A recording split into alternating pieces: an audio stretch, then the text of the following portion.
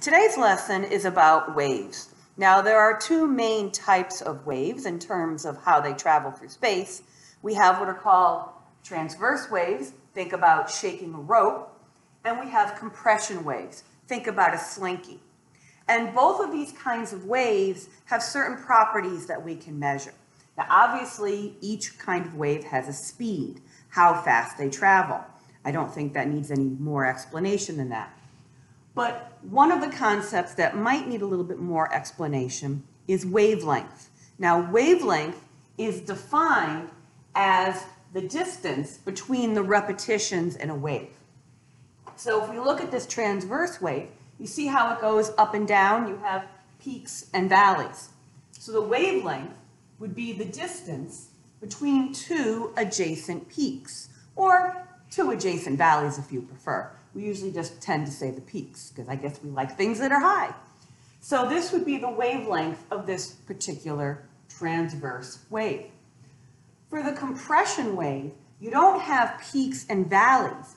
You have these parts that are very compressed and these parts that are very stretched out. So you have the compressions and the rarefactions.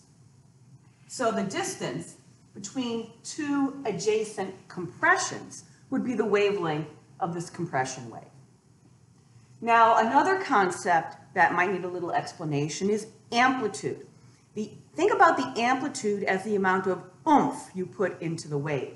So if I had a piece of rope and I was shaking it up and down, if I put a little bit of effort into it, the rope would not travel very high up and down.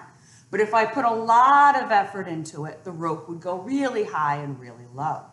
So the amplitude is how high up and down the wave gets from that center point for the transverse wave, okay? So shaking it a little or shaking it a lot.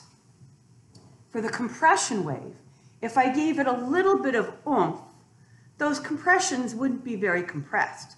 But if I gave it a lot of oomph, those compressions would be really tight. So in a compression wave, the amplitude is essentially how tightly compressed those compressions are. Are they sort of or are they really tight? Got it?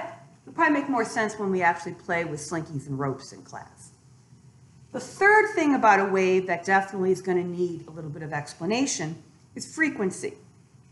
Now remember, in both of these cases, we look at the length between the repetition, the length between two adjacent peaks or between two adjacent compressions, and that is the, quote, wavelength.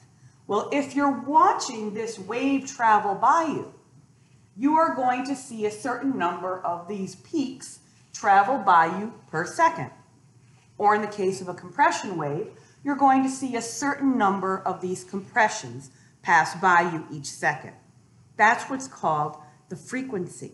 So the frequency is the number of repetitions or the number of wavelengths that you see traveling by you per second.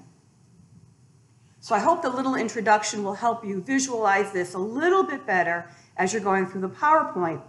But as I promised, in class, we will be playing with ropes and slinkies, and you will definitely get a much better idea of what I'm talking about.